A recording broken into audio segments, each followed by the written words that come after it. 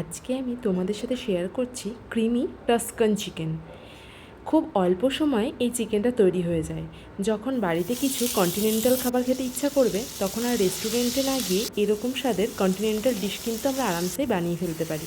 তো চলো শুরু করা যাক। তো প্রথমে আমি দুটো চিকেন ব্রেস্ট নিয়ে নিয়েছিলাম আর সেগুলোকে এরকম করে কেটে কিছু শ্রেডেড চিকেন করে নিয়েছি।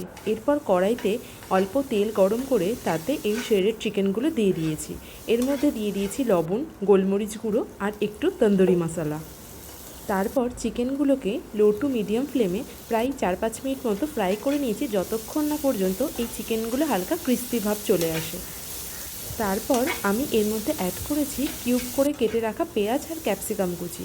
পেঁয়াজ, ক্যাপসিকাম আর চিকেন একসাথে খুব ভালো করে একটুখানি হালকা ফ্রাই করে নেব। তারপর আমি এর মধ্যে অ্যাড করেছি 2 টেবিল স্পুন পরিমাণে আদা রসুন বাটা। এরপর এর মধ্যে আমি অ্যাড করেছি ফ্রেশ ক্রিম। এরপর ক্রিমের সাথে চিকেন আর ভেজিটেবলস দিয়ে খুব ভালো করে মিক্স করে নিতে হবে। এই সময় গ্যাসের আঁচ কিন্তু লো টু মিডিয়ামে রাখতে হবে, হাই রাখলে কিন্তু পুড়ে যেতে পারে।